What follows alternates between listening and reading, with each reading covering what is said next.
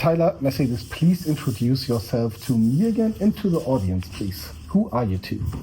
Yes, hello, my name is Tyler Parrott. I'm the creative lead of Star Wars Unlimited, and I'm one of the people that helped design all of the first several sets before we expanded the team such that everyone was not working on every set. Now I don't work on any sets. And all of them? I have oversight on all of them, but I don't actually hands-on work on any of them anymore. And we will probably talk about that at some point, but now everyone else designs their sets, and then I give feedback on them and give direction to them, that kind of thing. Okay. Yeah. My name is Mercedes, and I'm in a similar boat. I started originally with graphic design and managed our graphic design team here at Fantasy Flight for many years. And now I am the creative director for the visuals for Star Wars Unlimited exclusively. And the benefit of that means that I have lots of time and energy to focus on all of the visuals combined that we use, and that includes art and graphic design. I guess your days are fairly different from day to day, but how does the overall week look? Is it how deep are you going into you should change this number, or it does not feel right, just think about it again? How deep are you going into the sets, and what are you doing all week? Well, as the person who made all of our spreadsheets, I do like to touch spreadsheets a lot. I don't mostly get to do it other than tracking art, though. We have a pretty robust art tracking system to make sure that we know where all of our art pieces are and what exists and where they're assigned to. But a lot of my actual week-to-week job is looking at big picture stuff. How does this set look in the big picture? And sometimes I will look at individual cards, or I'll do an audit of individual cards to make sure that they still feel like the thing that they're reportedly representing. I'll meet with Danny to talk about design things. I'll talk with Mercedes to talk about graphics things. There's a lot of addressing the big picture of the game, and then if there's time left over, I get to play test. Yeah, for my part, it is kind of, I don't know, for lack of a better word, kind of like harnessing the focus of all of our visual creatives that we work with. So we have kind of like a little flock of graphic designers and a managing graphic designer now in place to help that team really take off. And then we also have our art direction team and a managing art director helping there. So I also am now in a position where I can do a little bit more oversight and whatnot. It means I get to be in a lot of meetings. Mm-hmm. And it makes it so that I'm still able to have like meaningful conversations at almost like more of a leadership level, where we're talking like big picture stuff, or like how we want to carry forward designs like long term, and also manage our regular like daily processes of approving art and approving graphics, attending review meetings with our licensor. And for me, it's a matter of just a lot of playing with graphics and pictures and art, and lots of review and feedback and planning generally. Okay. And I'll also add that one of the overlap points between us, or I guess not so much anymore now that Steve is fully in his job, but one of my responsibilities is to be in charge of and the director of the art writing process. Yes. So the developers write hundreds of art briefs that we then give to the art team, and then we say, go, be free, mm-hmm. and then they go and do magic, and then they come back with pictures. It's really weird. Yeah, they get an idea for what they want the concept of a card to be, come up with the mechanic and all that stuff. They'll write a brief about, okay, so we want this Ewok holding a spear, leaping out of a tree. And then we will take that and be like, okay, it's going to look best if we present it in these kind of frames and make all of those kinds of decisions. And then we get that brief out to the artist that we think is going to do the best job with it. It comes back in, And once the art has been completely and thoroughly vetted and approved, it will go into our graphic design team's hands, who will crop it, do all the color adjustment and whatnot, get them on the cards and looking pretty. And then they're also responsible for getting everything over the line into our production team in order to get the cards developed. So it's quite technical. And honestly, a lot of our graphic designers have already been able to attend press checks and whatnot. So it's a very diverse and broad skilled group of people that I work with. How do you design in two different ways for the casual kitchen table players instead of the hardcore Star Wars fans? Because you can have a character like Mon Mothma. People know her from Rebels, people know her from Endor, from the original trilogy. Or how do you decide which version of the character, which design should be represented of the card? Well, the short answer is this is a trading card game. We're making a lot of cards. We're going to get to all of them eventually. And that actually releases a lot of the pressure, right? There's less pressure to get it right when you know you're going to get a second, a third, a fourth, a fifth chance to do it. And so there are certain heuristics that I've put in place of like, this kind of vehicle really can't be larger or smaller than XYZ, because if a TIE fighter can 1v1 a Star Destroyer, people are going to think that's weird. Or like, if this card is a 6/6, it can't be one person. It needs to be a group of people, unless they're a hero, like, I don't know, Cassian or a Singh. But otherwise, a lot of the actual game design is all bottom up. So it's we come up with the mechanics that we want to showcase in a particular set. The game designers decide what effects they want to put on the leaders, because that will determine the mechanical themes of the set. And then it's just a matter of putting abilities onto cards and then figuring out which character will fit which card design best.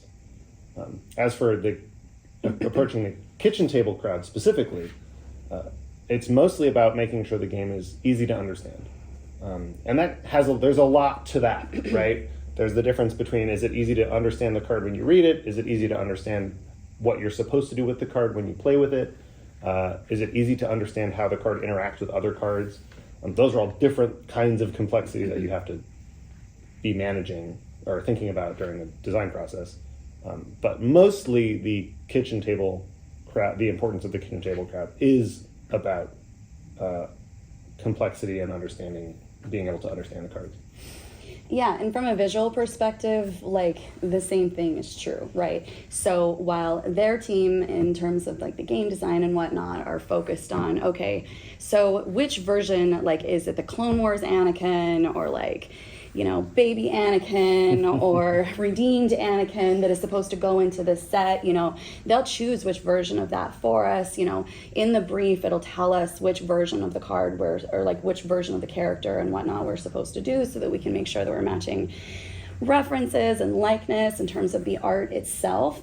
And then when it comes to the overall aesthetic of what the card looks like, my job is speaking in a visual language, where his job is to make sure, like, their team makes sure that all the words are right and the mechanics are right and punchy and perfect, right? You do pictures. Exactly. And so Star Wars Unlimited also has a visual language that we try to emulate in order to support and service all of the ideas and concepts that the dev team is coming up with.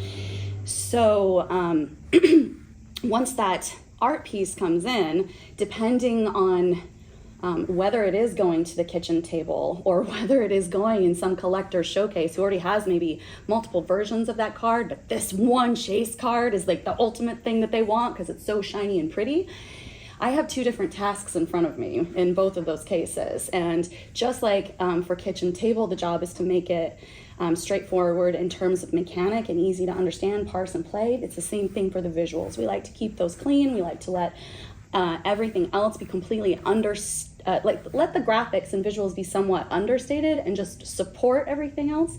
Whereas as you get more in the collectible space, we get to be a little bit more adventurous with the visuals and whatnot that we get to play with, like having crazy pop-outs from the art piece leaping over the frame, or using different finishing effects like foils or, like a UV coat or something like that on the cards to give them a different visual aesthetic.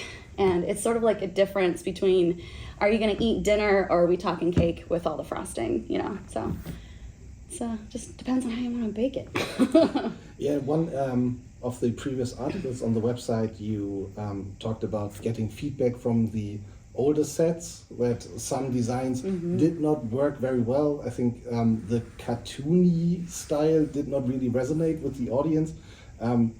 That shapes the future design as well, right? Well, yeah, I can just sort of address that by saying that, for instance, in set 1, it was our first set. It was kind of our little baby set. We were still figuring out a lot of things about really, I think we had a pretty good idea of where we wanted to land, but whether or not we were able to do that in terms of where we were with our budgets and timelines and schedules and all of those other things that go into it, it's very different now that we've had lots and lots of practice. We have lots of more connections. We understand more and more about like our player base and what people are going to be chasing and after. And every single experience, whether we get it right or wrong, takes us further and further towards creating a superior product every single time we make a new set.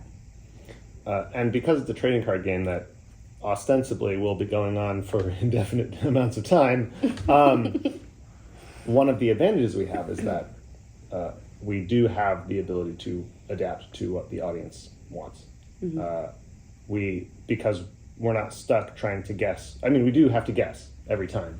But every time we make a guess, we have more and more information based on previous sets, what has sold well, what has people have been excited about, what people have been playing with, to better inform our design choices, theme choices, art choices, just all of them. We have not a super fast turnaround time because we work so far in advance, but the fact that we have the ability to adapt at all means that ideally we're always going to be keeping up with the changes in the audience's priorities and desires, because our audience is not a monolith by any stretch. Yes, but if we're doing our jobs right, we can also lead them by exceeding their expectations wherever possible. That's why I try for. What is the most rewarding challenge about leading the creative direction of a Star Wars TCG? Very interesting questions for your different two perspectives. We might have different answers. I would assume so. The most rewarding thing about being a creative leader on the Star Wars product, I mean, honestly, I've been a Star Wars fan my whole life, so getting to play in the sandbox at all is a certain amount of exciting and rewarding. I also personally, as the more I grow into my current role and feeling rewarding, as I'm growing into my current role, I'm more and more rewarded by the feeling of accomplishment of being a mentor. Yeah. Right? Of like, it's no longer, I got to have my moment in the sun with primarily Spark of Rebellion and Secrets of Power, but now it's other people's turns to have their moment in the sun. And so the more I can help grow them as game designers and lead them towards making the best product that we can make, means that it's going to be good for all of us to make the best product, but it'll also be good for them as they're now going to be better designers going forward. And we're all learning the way we, as we go. Like we're making changes to the game now that we're like, oh man, we wish we had known that 4 years ago. But again, that's kind of the joy of it, is that you're never bored. And getting to we're not telling stories, but getting to express the passion that we have for Star Wars, both in the way that we make the game, but also the way that we do the visuals.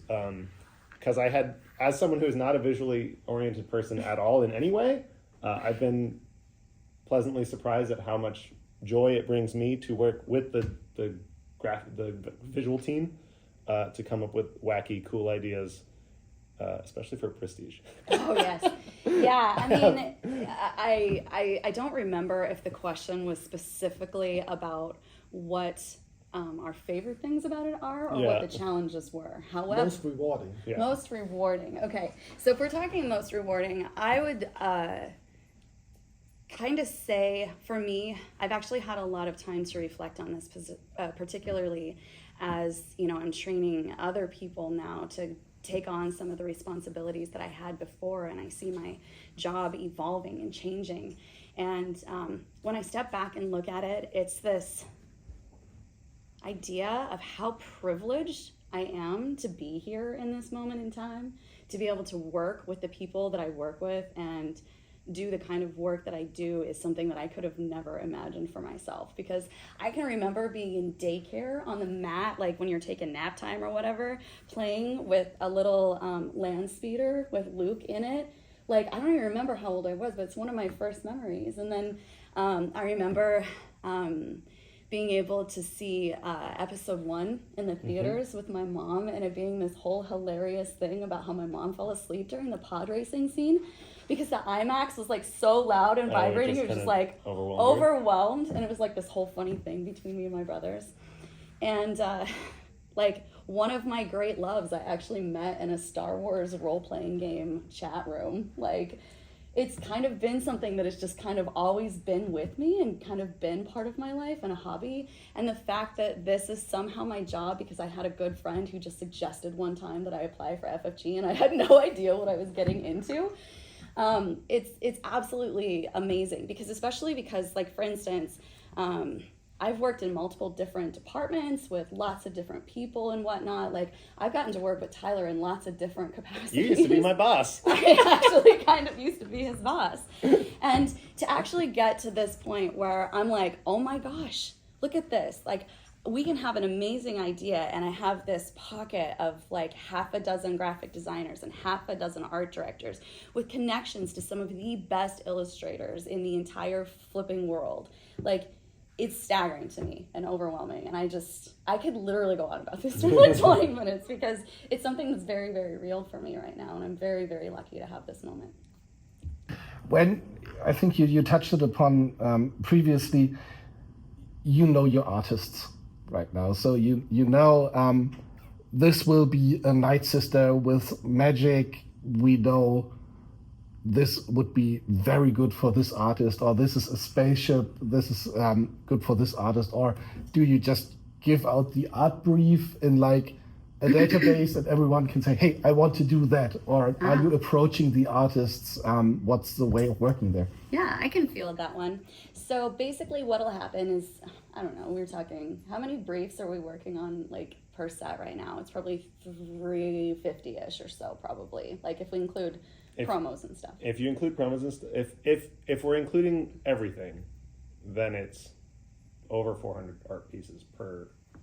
We do them like in a batch, we do them in big batches, right? So as you can imagine, that is a lot of units, and you're looking at, all the card types, right? A lot of units of art. And so what we end up doing is we will just make a series of meetings where we just review 50 or 100 of the briefs at a time when they come in internally on our team. And that will allow us to get any notes back to the dev team and ask them questions about whether or not we need to pull additional reference, or, oh, should this be this lightsaber or this lightsaber, and all of that kind of stuff. And then we just literally sit down and we have an assigning party with all of the art directors where we just take that list. We actually use a visual board almost, where we can see like little samples of their image, like their artwork or whatever for each artist. And we'll just literally drag and drop like the name of a unit and just pull, like just create this like cute little assigning pod of what we think is going to be the best for each artist. We also take in mind the artist's particular talents, things that they've done successfully well or might have struggled with. Or if we gave somebody, for instance, like a whole bunch of vehicles one time, we might be like, okay, you deserve an Ewok over here, buddy, you know? And so we just try to do the best job we can to continually keep the artist pool balanced, and so that we're not burning out, you know, people who are working really, really hard in particular areas. And it allows us to sort of, I don't know, rotate the pasture, so to speak, and keep everybody fresh. It's funny to hear you describe that, because most of the design team writes the art briefs, right? No one person can write almost 400 briefs. And I do the exact same thing of like, I'll go through 25, 30, 50 briefs at a time and just be like, this is going to be a Gungan. This person will be the most passionate about it. Oh, this is a spaceship. Okay, this person really likes spaceships. Oh, this is going to be a specific character, a specific scene from a movie. This person knows the movies really well. To try to hit people's strengths, and also sometimes to challenge them. Mm-hmm. Okay, this person really likes spaceships. I'm going to give you Qui-Gon Jinn. What are you going to do with that? Who knows? Yeah. I mean, and we do that a lot, especially because like the Star Wars Unlimited property is quite full of likenesses, for instance, and we want to do our very, very best with that. And it's probably one of the most challenging parts of the art process, is getting all of those likenesses dialed in. And so it becomes important, if we're going to build a nice cohesive pool, that we're not just focusing on one artist that we know does them well all the time and just overload them with that. It allows everybody to kind of like show their stuff if we allow them to have a little bit of diversity throughout the assigning process. Yeah, helmets are easier than faces. Sometimes. Usually, but not always. Okay. Turns out. Weirdly, painting a white stormtrooper is one of the most difficult things for me. Will we ever get more outlandish designs like the Marvel Snap? They do pixel art, for example, in other versions of the cards. Could we expect something like that? Or is this kind of drawn style that what? It's time. I finally get to do it. Nope. Oh, he can do that, and then you can watch me get really excited and have a lot to say about this. So, obviously, there's only so much we can say, right? That's why you get the patented shrug. Yes, you get the patented shrug just to kind of like lay the foundation. But yes, I can say definitively that every single set we are pushing the envelope and trying new things that we've done. We are learning new different kinds of, you know, techniques for printing and materials that we can print on and types of presses that we can use. And so we have some like really exciting stuff. If you just think about like anything you can do with ink, you know, like it could be like a shiny metallic foil, could be holographic, could be, I don't know, like there's holograms, you know, like Mercedes hologrammy kind of cards, and like lenticular cards, and I don't know, maybe out scratch what to do and with sniff. foils, like. I just want to like put you in a R&D room with the production department for like a week. Oh yes, like I live there a Just lot play. because one of my favorite things to do is just play with, you know, colors and just all the different things that we do on the production side of things.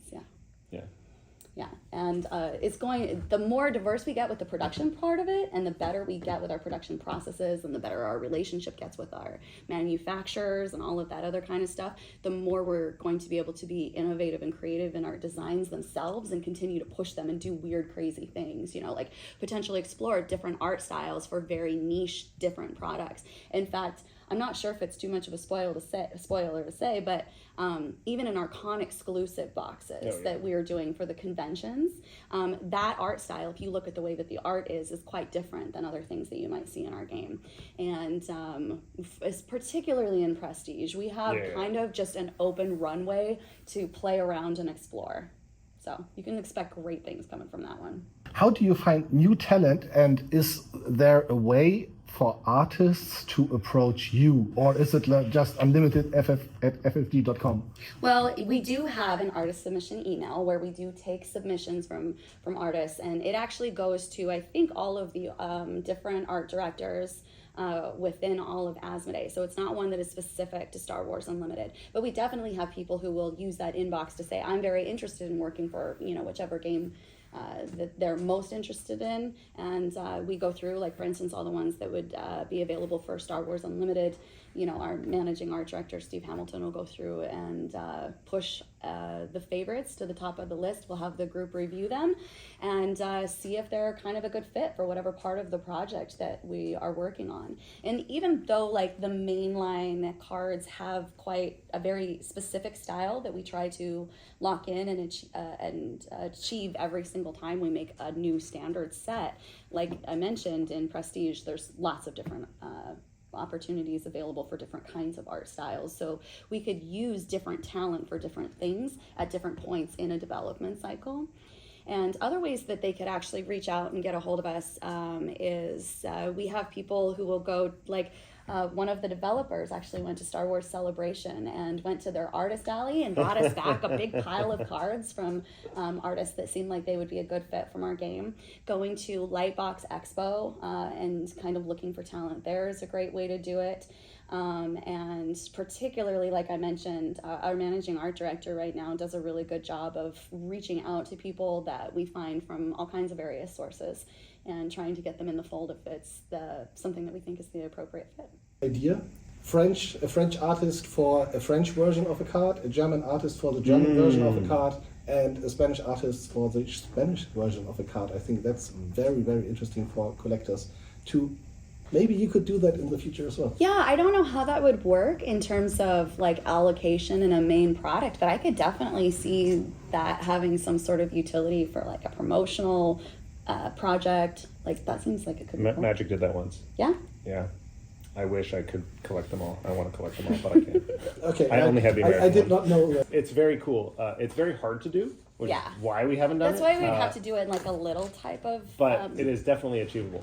Nice. But there are going to be many opportunities within the game line because Star Wars Unlimited has such a broad product range and it services so many different types of players.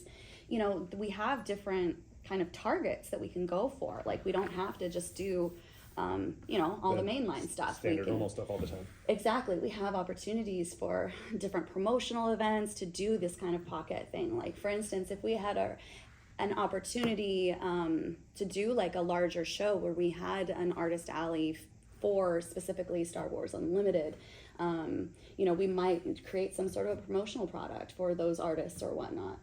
Well, and also as we expand the scope of what the team can do and our ability to coordinate with each other, that'll also open up opportunities to do essentially R&D of, okay, we have this wacky idea. It's going to be really hard to execute on, so we're not going to do it for this set, but maybe we'll do it for, like, 3 sets from now, and we're going to start now, right? Yeah. So we can take on more ambitious goals that take more time to do now that as we're expanding our capacities internally. Yeah, like, in the very beginning, it felt like, you know, we had a window that was this long to think about what we were going to do and how we were going to make it. And now when we're like, our ideas are at least this big, we get a further and further window ahead of it, you know? So I've pitched multiple ideas to their team that their response was, "That's a cool idea, and we can't do it in time." And I was like, "Darn, should have tried." So then we're like, okay, we're gonna plan this out for 2 sets, 3 Yeah. sets, however long we think that research and development period needs to be is what we want to give to our best products. So I think over the course of time that the quality is just gonna continue to shore itself up. My ambition cannot be contained. No. we both have, like, a competition for, like, who can be the most awesome, and so it makes sure that the we're most out there. So it actually it's a really great working relationship because it keeps both of us on our toes, you know, and it keeps us looking forward. So Yeah, we that's don't the key. because keeping this thing fresh and exciting is going to be the thing that helps with its longevity over time. Nice. When I look, one closing question: what is your favorite card so far from each of your sides? So, what's your most favorite card to play, and what is your most favorite card to look at? That's like asking me to choose a favorite No, child. it is Choose a favorite It is child. explicitly choosing a favorite child. But if you ask a parent, everyone knows. Every parent knows who's the favorite child is. They won't say it, but everyone knows it. I can't. No, I'm gonna bow out of that question. In no particular order, Cassian and/or is my favorite showcase from Spark of Rebellion. Leia is probably my favorite leader. The showcase Leia leader in Spark of Rebellion is high on my list. So good. Luke Pilot in set 4, the unit in the Snowspeeder is one of my favorite cards in the set, just to play with. The Avar Chris, which was just previewed yesterday, is one of my favorite art pieces in that set. I'm gonna have a really hard time with Twilight of the Republic because that was my creative child. Anakin Leader is really high up there for me. It's why I keep making Twin Suns decks for him. Yeah, I mean, if we're talking like explicitly art, I'm honestly, with some of the things that we've been talking about in the most recent set that was announced, like the diptychs and triptychs, and the way that those things are going to look when you get a serialized prestige cards. The Mortis Yes, mural. Like the Mortis mural, and there's others that are super impressive that I can't talk about, which is why I'm so PG. But like literally, the things that are going to be coming off this like serial prestige is going to be where my magical spot is, and there's it's going to be so good. I can't even tell you, it's going to be so good. Yeah, I'm trying to think of other. It's a lot of cards in Twilight of the Republic. It's a lot of cards in Spark of Rebellion. Those were the sets that I was the most creatively involved in. Kylo Ren convention exclusive. Don't forget that one. That's by far the best. Oh, the aggression art piece on the Yes. original aggression card. Oh yeah. Where it's Kylo doing this. That's a high bar. Some of the art that we got in for the Galactic Championship is we crazy impressive. You can't include that because that's There's in a whole a Darth set. Maul and a Mace whole Windu that are category. so good. Yeah. Yeah. Anyway, we like a lot of cards. You should. They are your kids. Yeah, thank you very much. It's lunchtime. That was a very, very fun talk. Not as long as you said, but I think talking about art is very fun. Only not as long because you stopped us. Yes, So thank you I'm for that. hungry. Because I'm hungry. Honestly, it's fair. Thank you so much.